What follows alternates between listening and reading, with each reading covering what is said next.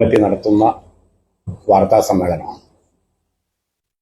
INL-ലെ ഇരുവിഭാഗമായിട്ട് ഭിന്നിച്ചതൊക്കെ നിങ്ങൾക്കറിയാം. നിലവിൽ ഞങ്ങൾ INL അല്ല.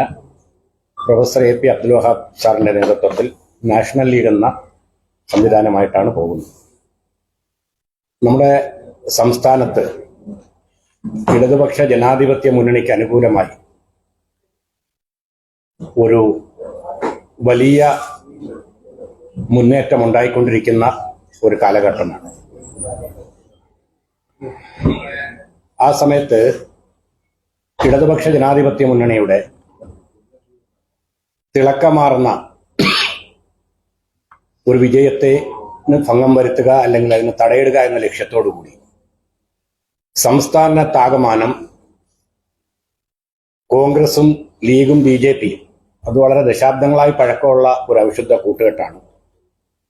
അതിനോടൊപ്പം ഇപ്പൊ SDPIയും കൂടി ചേർന്നുകൊണ്ട് അവർക്കൊപ്പം കോർപ്പറേറ്റുകളും ചേർന്നുകൊണ്ട് വ്യാപകമായ പ്രചാരണങ്ങളാണ് നടത്തിക്കൊണ്ടിരിക്കുന്നത്. തെരഞ്ഞെടുപ്പ് രംഗം അതിന്റെ പാരമ്യതയിലെത്തിയിരിക്കുകയാണ്. ഈ ഘട്ടത്തിൽ പോലും SDPI നിരുപാധികം കോൺഗ്രസിന് പിന്തുണ പ്രഖ്യാപിച്ചു. BJPയുടെ പല സ്ഥാനാർത്ഥികളും ആരെന്ന് പോലും കേരളീയ പൊതുസമൂഹത്തിന് അജ്ഞാതമായി മാറിയിരിക്കുകയാണ്. അവരൊക്കെ നിശ്ചലമായി മാറിയിരിക്കുകയാണ്. ഓരോ ദിവസത്തെയും BJP സംസ്ഥാന പ്രസിഡന്റിന്റെയും BJPയുടെ സംസ്ഥാന പ്രസിഡന്റിന്റെയും അഭിപ്രായങ്ങൾ, ഒരേ വാർത്താ സമ്മേളനങ്ങൾ, ഒരേ വിഷയങ്ങൾ കോപ്പി പ്രിന്റ് എടുക്കുന്ന ഒരവസ്ഥയിലാണ് എത്തിയിട്ടുള്ളത്. ഈ രണ്ടുപേരുടെയും ലക്ഷ്യം ഇടതുപക്ഷ വേട്ട മാത്രമായി പരിമിതപ്പെട്ടിരിക്കുന്നു. സത്യത്തിൽ ഇന്ത്യ സഖ്യം അധികാരത്തിൽ വരാൻ മതിയായ ഭൂരിപക്ഷം ഉണ്ടാകേണ്ടത് വടക്കേ ഇന്ത്യൻ സംസ്ഥാനങ്ങളിൽ നിന്നാണ്. വിശിഷ്യ ഇന്ത്യയുടെ ഹൃദയഭൂമിയായ UP അടക്കമുള്ള പ്രദേശം.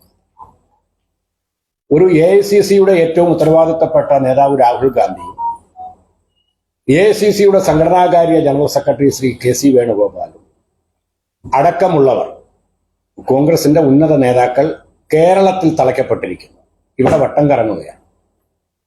അതെന്തിന്റെ സൂചനയാണെന്ന് ഇന്നാട്ടിലെ ജനാധിപത്യ സമൂഹം, ആ സമൂഹത്തിന് തിരിച്ചറിവുണ്ടാകും. തീർച്ചയായിട്ടും ഇടതുപക്ഷമില്ലാത്ത ഒരു ഇന്ത്യ, അതുപോലെ തന്നെ രാഷ്ട്രീയ വിശ്വാസത്തിൽ ഇടതുപക്ഷത്തിന് കോൺഗ്രസ് സമമാകില്ല എന്നുള്ള ഒരു പൊതുബോധവും നമ്മുടെ നാട്ടിൽ ഉയർന്നു വന്നിരിക്കുകയാണ്. ഏറ്റവും ആപൽക്കരമായ ഒരു കാര്യം,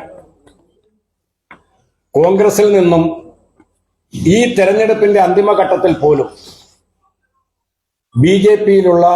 BJPയിലേക്കുള്ള കൂടൊഴിയൽ തുടർന്നുകൊണ്ടിരിക്കുകയാണ്. കോട്ടയത്ത് കഴിഞ്ഞ ദിവസം UDFന്റെ മുൻ ചെയർമാൻ അടക്കമുള്ളവർ BJPയിലേക്ക് പോയിട്ടുണ്ട്. അതുപോലെ തന്നെ കോഴിക്കോട്ട് വലിയ ഒഴുക്ക് നടക്കുകയാണ്. ഇതൊക്കെ തന്നെ ഇടതുപക്ഷ ജനാധിപത്യ മുന്നണിയുടെ കാലിക പ്രസക്തി വർദ്ധിപ്പിച്ചിരിക്കുകയാണ്. കോട്ടയം പോലൊരു പ്രദേശത്ത് അതീവ ഗൗരവമായി മതേതര സമൂഹവും മതന്യൂനപക്ഷങ്ങളും തിരിച്ചറിയേണ്ട ഒരു കാര്യമുണ്ട്. കഴിഞ്ഞ ദിവസം തെലങ്കാന വളരെ പ്രതീക്ഷയോടെ മതേതര സമൂഹം അധികാരത്തിലെത്തിയ ഒരു കോൺഗ്രസ് മുഖ്യമന്ത്രിയാണ്. അദ്ദേഹം കേരളത്തിൽ വന്ന് ഇടതുപക്ഷത്തിന് ക്ലാസ് എടുക്കുന്നുണ്ട്. ഈ കഴിഞ്ഞ ദിവസം തെലങ്കാനയിൽ നിന്നുണ്ടായ ദാരുണമായ ഒരു അനുഭവം, കോൺഗ്രസ് എന്താണെന്നും BJPക്ക് സമമാകാൻ കോൺഗ്രസിന് കഴിയില്ലെന്നും എതിരാകാൻ കഴിയില്ലെന്നും കോൺഗ്രസ് സമം BJP ആണെന്നും വീണ്ടും തെളിയിക്കുകയാണ്. ഇത് പണ്ടുകാലം മുതലേ തെളിയിക്കപ്പെട്ടിട്ടുള്ളതാണ്. തെലങ്കാനയിൽ മദർ തെരേസയുടെ നാമധേയത്തിലുള്ള ഒരു ഇംഗ്ലീഷ് മീഡിയം സ്കൂൾ, ആ സ്കൂളിലെ ഒരു യൂണിഫോമിന്റെ പേരിലുണ്ടായ ഒരു തർക്കം, അതിനെ പർവ്വതീകരിച്ച് വർഗീയ കലുഷിതമാക്കി കേരളത്തിൽ നിന്നും 20 വർഷമായി അവിടെ ജോലി ചെയ്യുന്ന വന്യനായ ഒരു പിതാവിനെ അടക്കം ക്രൂരമായി മർദ്ദിച്ചു.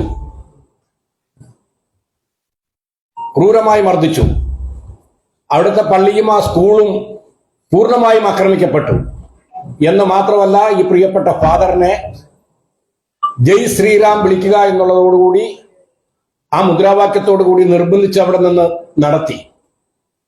അതുപോലെ തന്നെ അദ്ദേഹത്തിന്റെ തലയിൽ ജയ് ശ്രീറാം എന്നുള്ള സന്ദേശം എഴുതി വെച്ചു. സ്വാഭാവികമായും കേരളം പോലൊരു സംസ്ഥാനത്താണെങ്കിൽ RSSനോ സംഘപരിവാറിനോ അത്തരം ഒരു നിലപാട് സ്വീകരിക്കാൻ 1000 പ്രാവശ്യം ആലോചിക്കേണ്ടി വരും.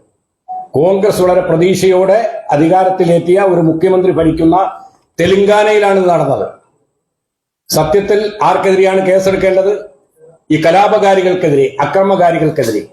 നിർഭാഗ്യവശാൽ വർഗീയ ധ്രുവീകരണം സൃഷ്ടിച്ചു, അല്ലെങ്കിൽ മതവിദ്വേഷം പടർത്തി എന്നുള്ള ഒരു കേസ് ഈ ബഹുമാനപ്പെട്ട വന്ദ്യനായ ഈ അച്ഛനെതിരെയും സ്കൂൾ മാനേജ്മെന്റിനെതിരെയുമാണ് അവിടെ എടുത്തിട്ടുള്ളത്. കോൺഗ്രസിന് എന്താണെന്ന് തിരിച്ചറിയാൻ ഈ നാട്ടിലെ മതനിരപേക്ഷ സമൂഹത്തിനും മതന്യൂനപക്ഷങ്ങൾക്കും ഇതിൽ കൂടുതൽ എന്ത് വേണമെന്നാണ് ഞങ്ങൾക്ക് ചോദിക്കുവാനുള്ളത്. ഞങ്ങൾ ഈ വാർത്താ സമ്മേളനത്തിൽ പങ്കെടുത്തവര്, ഞാൻ ജലീൽ പുനലൂർ, സംസ്ഥാന കമ്മിറ്റി അംഗം, അതുപോലെ തന്നെ കൊച്ചു മുഹമ്മദ് സാഹിബ്, ജില്ലാ പ്രസിഡന്റ് സലീം വാഴമറ്റം, അതുപോലെ തന്നെ PA നവാസ്, ജില്ലാ ജനറൽ സെക്രട്ടറി എന്നിവരാണ് പങ്കെടുത്തത്.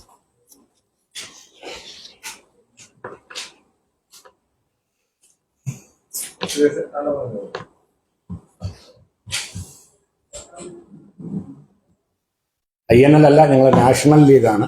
ഒന്നുകൂടെ ശ്രദ്ധിക്കണം, പലയിടത്തും കൺഫ്യൂഷൻ വരുന്നു.